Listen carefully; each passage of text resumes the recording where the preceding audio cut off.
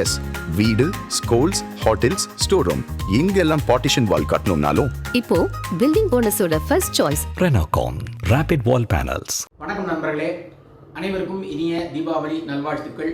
அதிகாலையில் எழுந்து எண்ணெய் தேய்த்து குடித்து புத்தாடை உடுத்தி பட்டாசுகள் கொளுத்தி பலகாரங்களை உண்டு குடும்பத்தோரோடு சந்தோஷமாக இந்த தீபாவளியை நீங்கள் கொண்டாடுங்கள்.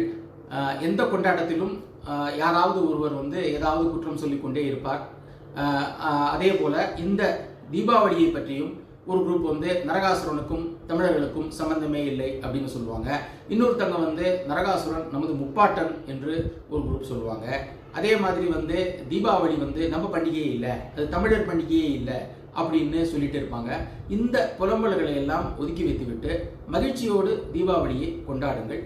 ஏனென்றால் இந்த தீபாவளி பண்டிகை ஆயிரக்கணக்கான ஆண்டுகளாக தமிழர்கள் தமிழகத்தில் கொண்டாடி வந்த ஒரு பண்டிகை. இதற்கு ஏகப்பட்ட இலக்கிய சான்றுகள் இருக்கு.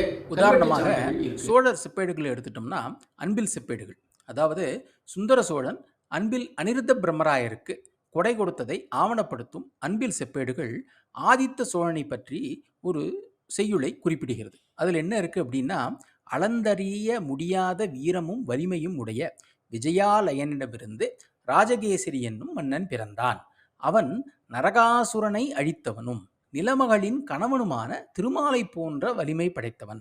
அதாவது நரகாசுரனை அழித்த பூமாதேவியினுடைய கணவனான திருமாலை போன்றவன் ஆதித்த சோழன். நரகாசுரனை அழித்ததை அப்படி போகிறது இந்த அன்பில் செப்பேடுகள். திருமாலை போன்றவன் என்று ஆதித்த சோழனையும் இந்த செப்பேடுகள் போகின்றன.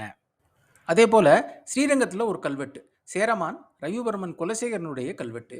அந்த கல்வெட்டு அந்த கோவிலில் தீபோத்சவம், அதாவது தீபங்களை ஏற்றி விழா கொண்டாடும் தீபாவளி திருநாளை கொண்டாடுவதற்காக விடப்பட்ட நிபந்தத்தை பற்றி குறிப்பிடுகிறது. இது புரட்டாசி மாதம் இறுதியிலே வெட்டப்பட்ட கல்வெட்டு. அடுத்த மாதத்தில் இந்த தீபோத்சவத்தை கொண்டாட வேண்டும் என்று. அதனால் இதுவும் தீபாவளியை கோயில்களில் கொண்டாடியதற்கான ஒரு ஆவணமாக நமக்கு கிடைக்கிறது. இதில் எங்கெங்க தீபாவளின்னு பேர் இருக்கு, தீபோத்சவம்னு தானே இருக்கு என்று சில பேர் குதர்க்கமாக கேட்பார்கள் என்பதற்காகவே திருப்பதியில் ஒரு கல்வெட்டு இருக்கு. அந்த கல்வெட்டு திருப்பதி கோவிந்தராஜ பெருமாள் கோயில் உள்ள கல்வெட்டு. அந்த கல்வெட்டில் தீபளிகை நாள் அதிரசப்படி, அதாவது தீபாவளி திருநாள் என்று பெருமாளுக்கு அதிரசத்தை நிவேதனம் செய்ய வேண்டும் என்று குறிப்பிடுகிறது. போலவே சித்தாய்மூர் கோவில் உள்ள ஒரு செப்பேடு தீபாவளி அபிஷேகம் என்று குறிப்பிட்டு இந்த அபிஷேகத்திற்குரிய நிபந்தங்களை பற்றி மிக தெளிவாக பட்டியலிடுகிறது. அதே மாதிரி காஞ்சிபுரம் வரதராஜ பெருமாள் கோவிலில் உள்ள சதாசிவராயர் காலத்து கல்வெட்டு தீபளிகை பாட்டிய முதல் திருக்கார்த்திகை வரை என்று குறிப்பிட்டு அதற்கான நிபந்தங்களை பற்றி மிக தெளிவாக ஆவணப்படுத்தியிருக்கிறது. இப்படி எண்ணற்ற சரித்திர சான்றுகள், இலக்கிய ஆதாரங்கள் தீபாவளி பண்டிகை மிக நீண்ட நாட்களாக தமிழகத்தில் கொண்டாடப்பட்டதற்கான ஆதாரங்களாக விளங்குகின்றன.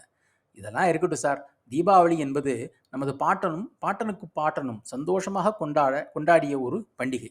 அதை நாமளும் கொண்டாடுறோம்னு சொல்றீங்களா? மிக மிக சந்தோஷம்.